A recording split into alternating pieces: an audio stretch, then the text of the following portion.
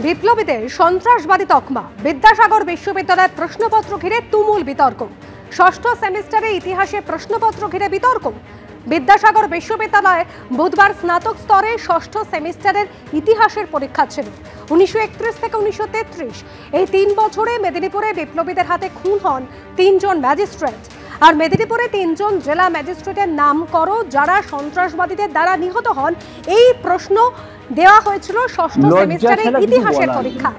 আর বিদ্যাসাগর বিশ্ববিদ্যালয় ইতিহাসের এই প্রশ্ন সামনে আসতে বিতর্ক তুঙ্গে ওঠে। ইতিমধ্যেই দুঃখ প্রকাশ করে ঘটনার বিস্তারিত রিপোর্ট চেয়েছে বিদ্যাসাগর বিশ্ববিদ্যালয় কর্তৃপক্ষ। আমি দুঃখিত, ক্ষমা প্রার্থী, সাংবাদিক বৈঠকে বললেন উপাচার্য।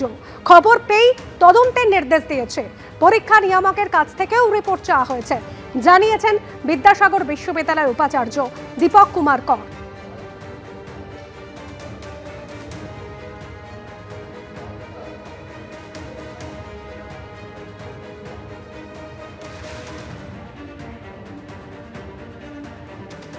এরকম একটা ভুল, এর কোনো উত্তর নেই আমাদের কাছে।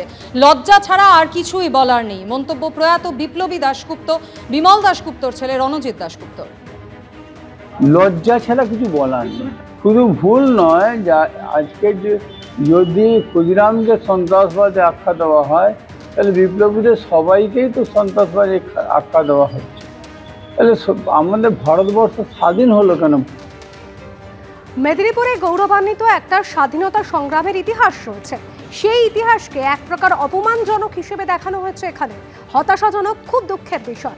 এমনই প্রতিক্রিয়া অধ্যাপক রাজেশ কুমার দলুইয়ের। মেদিনীপুরের গৌরবান্বিত একটা স্বাধীনতা সংগ্রামের ইতিহাস আছে, সেই ইতিহাসকে এক প্রকার অপমানজনক হিসাবে দেখানো হয়েছে এখানে।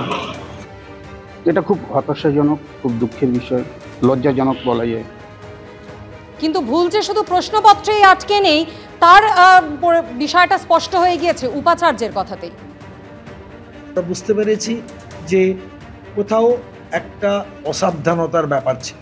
টেক্সটে কিন্তু মানে বইতে ওই মিলিট্যান্ট ন্যাশনালিজম বলে, কিন্তু আমরা এটাও বলেছি যে সিলেবাস রিভিউ করে এই রকম শব্দ যেগুলো কলোনিয়াল শব্দ, কলোনিয়াল সময়ের শব্দ, সেই শব্দগুলোকে সিলেবাস থেকে সেই শব্দ সম্বলিত যে সমস্ত চ্যাপ্টার টেক্সটের মধ্যে আছে, চ্যাপ্টারে আছে, বইতে আছে, যেন রিজেক্ট হয়।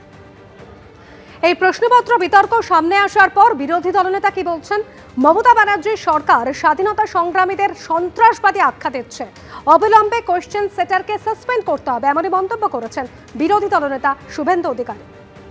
মমতা ব্যানার্জির সরকার স্বাধীনতা সংগ্রামীদেরকে সন্ত্রাসবাদী আখ্যা দিচ্ছে।